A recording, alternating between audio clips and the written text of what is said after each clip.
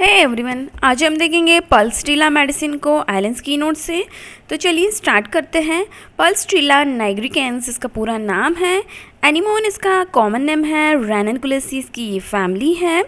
और अगर हम देखें तो कॉन्स्टिट्यूशन पल्सटीला का कैसा होता है, तो ऐसी पर्सन जो कि इंडिसिसिव होते हैं, जो कि अपने डिसीजंस नहीं ले पाते हैं, स्लो होते हैं, फ्लैग्मेटिक टेम्परामेंट, फ्लैग्मेटिक मतलब जिनका लैम्प से रिलेटेड प्रॉब्लम्स होती है, प्लस जो पर्सन होता है स्लोनेस होती है उसकी पूरी बॉडी में, सैंडी हेयर्स होते हैं, ब्लू आइज, पेल फेस होता है, ईजिली मूव टू लाफ्टर और टीयर्स, ठीक है, अफेक्शनेट होती है, माइल्ड जेंटल टिमिड और यील्डिंग डिस्पोजिशन होता है। और स्पेशली अगर देखें तो जो पल्सटीला निग्रिकेंस है वो एक विमेंस रेमेडी है, विमेंस केसी, जो कि क्या है, incline to flash with scanty and protected menstruations. ऐसे मेंसेस जिनकी क्वांटिटी कम है और जो कि प्रोटेक्टेड मेंस्ट्रुएशंस है, यही सिम्टम हमको ग्रेफाइटिस में भी देखने को मिलते हैं, जिसमें स्पेशली क्लाइमेट्रिक कंप्लेंट्स होती है। नेक्स्ट देखते हैं कि हम लोग मेंटल जनरल्स क्या होते हैं पल्स के। तो जो वीपिंग ईजीली, ठीक है, ये सबसे बड़ा की नोट है पल्स का, कि जब भी कुछ भी प्रॉब्लम्स होगी तो वो वीप करेगी। Almost impossible to detail her elements without weeping.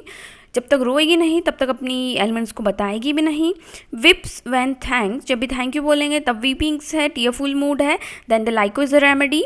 Feels better by consolation, जब भी कोई प्रॉब्लम्स हुई तो चाहती है, अफेक्शनेट चाहती है, अफेक्शंस चाहती है दूसरों का, और दूसरे जब उसको समझाते हैं, उसके पास रहते हैं, तो उसको कंसोलेशन से बहुत अच्छा लगता है। फिजिकल जनरल्स की अगर बात करें तो ऐसी डिसीजेस ऑफ वीमेन और बच्चों में ये काम करती है। Specially the first serious impairment of health is refers to pubertic age has never been well since anemia, chlorosis, bronchitis, thesis। कोई भी कंप्लेन हो सकती है कि जब से never been well since till the puberty, जब से pubertal age आई है तब से उसको कोई ना कोई कंप्लेंट्स बन ही आ रही है, जैसे कि एनीमिया हो गया, क्लोरोसिस, ब्रोंकाइटिस, थीसिस एक्सेट्रा। कोई भी कंप्लेन हो सकती है। सिक्रीशन की अगर बात करते हैं तो सारी ही म्यूकस मेम्ब्रेन से इसको सिक्रीशंस होते हैं।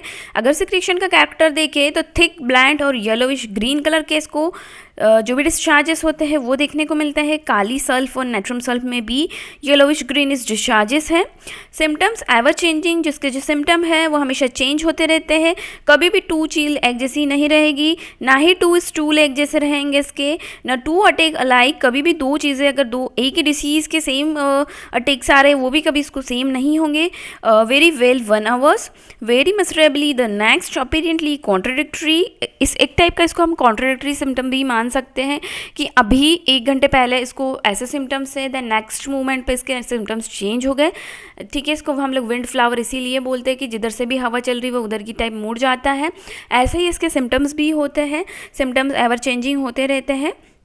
इग्निशिया में भी कॉन्ट्राडिक्टरी सिम्टम्स देखने को मिलते हैं हमको। पेन की अगर बात करें तो ड्रॉइंग, टीयरिंग, इरेक्टिक पेन होता है जो कि रैपिडली शिफ्ट होता है, एक पार्ट से दूसरे पार्ट पे जाता है। यही सिम्टम हमको kali bichromium, lac caninum, magnum aceticum में भी देखने को मिलता है। Are accompanied with the constant chilliness, इसके साथ में बहुत ज़्यादा चिलीनेस रहती है, पर्सन को बहुत ठंड लगती है। More severe the pain, more severe the chill, जितना ज़्यादा पेन होता है पर्सन को उतनी ज़्यादा उसको ठंड लगती है। अपेरेंटली सडन आता है, लीव ग्रेजुअली, लेकिन लीविंग करता है वो धीरे धीरे। और the tension much increases until a very acute, then let up with the snap on a first movement, ठीक है। टेंशन रहता है उसको एक्यूट में, फिर एकदम से उसमें स्नैप आता है फर्स्ट मूवमेंट से ही, जैसे झटके से। ऐसे सिम्टम हमको रस्टॉक्स में देखने को मिलता है। फर्स्ट मूवमेंट से एग्रावेशन होता है, देन एमिलोरेशन होता है। थर्स्टलेसनेस विद नियरली ऑल कंप्लेंट्स, ये की नोट है कि सारी ही कंप्लेंट्स, कोई भी कंप्लेन हो सकती है हेड टू टो, उसमें जनरल सिम्टम जो थर्स्ट का है उसमें प्यास नहीं लगती है पल्स को। मम्स की अगर बात करें तो उसमें मेटास्टेसिस हो जाता है मैमी में या टेस्टिकल्स में। स्लीप की अगर बात करते हैं तो वाइड अवेकन इवनिंग में, but do not go to the bed. First sleep restless होती है, साउंड स्लीप होती है उसके बाद अवेक, फिर जब भी उठेगा तो हमेशा अनरिफ्रेशिंग और लैंग्विड ही फीलिंग रहती है। यही सिम्टम हमको नक्सोमिका में देखने को मिलता है कि मॉर्निंग में उसको क्या लगता है, बहुत ही अच्छी नींद आती है। स्ट्राई की अगर बात करते हैं, specially on the upper lid में स्ट्राई देखने को मिलती है। अगर तुमने फैटी फूड, ये की नोट है अगेन, फैटी फूड, ग्रीजी और रिच फूड खाया है या पोर्क खाया है, उसके कारण कंप्लेंट्स होगी, या तो स्ट्राई हो सकती है, जीआईटी कंप्लेन हो सकती है। यही हम लोग लाइको और स्टेप से कंपेयर कर सकते हैं, उसमें भी हमको पोर्क ईटिंग, रिच फूड खाने से प्रॉब्लम्स होती है। नेक्स्ट सिम्टम देखते हैं माउथ सिम्टम।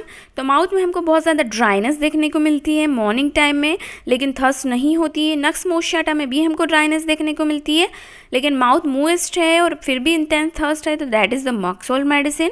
टूथेक की अगर बात करते हैं तो रिलीफ होता है holding cold water in the mouth. यही सिम्टम हमको ब्रायोनिया, बिस्मथ और कोफिया में देखने को मिलता है।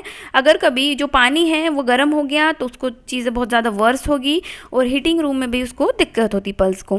जीआईटी की अगर बात करते हैं तो gastric difficulties from eating rich food, जैसे कि केक, पेस्ट्रीज, पोर्क, सॉसेज खा लिया उसके बाद दिक्कतें होगी पेट में। Even thought up pork cases, disgust, bad taste आएगा उसको मॉर्निंग में। ऑल गॉन सेंसेशन देखने को मिलता है स्टमक में जब भी कोई टी ड्रिंकर्स होते हैं उनमें। डायरिया की अगर बात करते हैं तो ओनली और यूजुअली एट नाइट में डायरिया होता है, नॉक्चुरनल डायरिया। वाटरी ग्रीनिश येलो बहुत ही चेंजेबल डायरिया होता है। सून एज दैट, जैसे ही खाना खाया, जैसे कि फ्रूट्स खाए हैं, कोल्ड फूड, ड्रिंक, आइसक्रीम खाई, आइसक्रीम खाने से दिक्कत आर्सेनिक, ब्रायोनिया को भी होती है। ठीक है, अगर किसी ने पियर्स खा लिए, नाशपाती खा ली तो वेरेट्रम, चाइना को दिक्कत होगी। अगर ओनियन खा लिए तो थूजा को होगा डायरिया। ऑयस्टर खा लिया तो ब्रोमियम, लाइको को डायरिया होगा।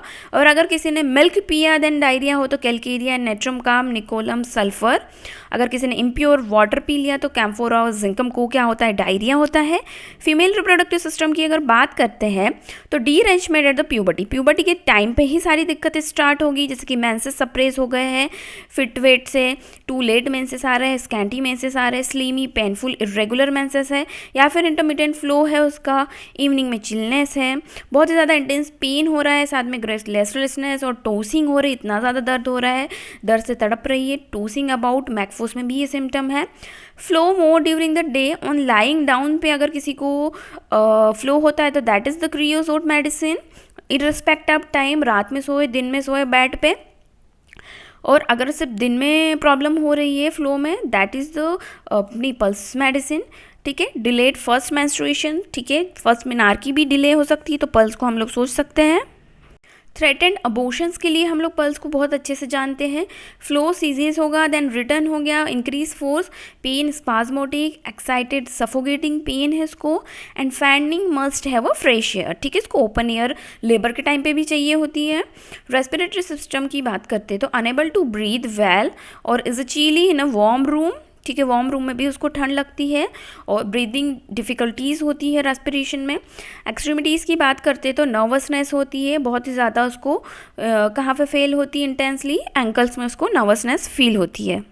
पल्स की अगर हम मॉडलिटीज़ की बात करेंगे तो एग्रोवेशन इसको होता है वार्म क्लोज रूम में, इवनिंग में एग्रोवेशन होता है, टी लाइट में एग्रोवेशन होता है, beginning to move, lying on left side और painless side, very rich fatty indigestible foods, pressure on a well side, ठीक है, as if mat toward the disease side, warm application से aggravation है, heat से aggravation. ठीक है, अगर well side पे इसको अगर प्रेशर करेंगे और फिर डिसीज साइड में जाएंगे तो उसको दर्द होगा। एम्युलरेशन होता है अगर पेनफुल साइड पे सोएगा तब, यही सिम्टम हमको ब्रायोनिया में भी है।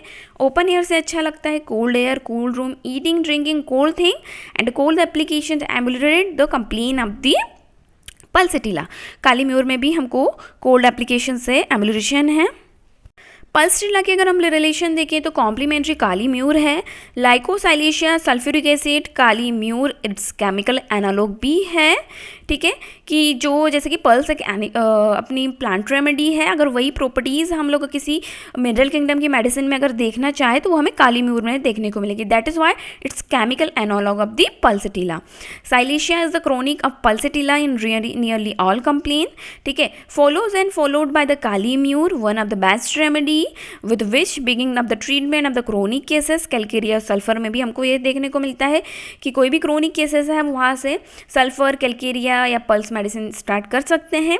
पेशेंट जो होगा एनेमिक क्लोरेटिक होगा, who have taken too much iron, quinine, tonics and every years before. ठीक है, बहुत ज़्यादा टॉनिक्स लिए हैं, आयरन सप्लीमेंट्स लिए हैं और अब बहुत ज़्यादा पेशेंट क्या हो गया, एनेमिक हो गया। एलिमेंट्स आते हैं इसको अब्यूज़ ऑफ कैमोमाइल, ठीक है, पेन के लिए बहुत ज़्यादा कैमोमाइल का यूज़ किया है, क्विनीन का, मरकरी, टी ड्रिंकर्स और सल्फ़र। ये फॉलो करती है after kali bi, lyco sepia and silicea sulphur, ठीक है। तो ये बहुत ही इंपॉर्टेंट रिलेशनशिप है पल्स का, आप इसको ध्यान में रख के प्रिस्क्राइब कर सकते हो। आई होप ये लेक्चर आपके लिए हेल्पफुल है। Thank you for watching.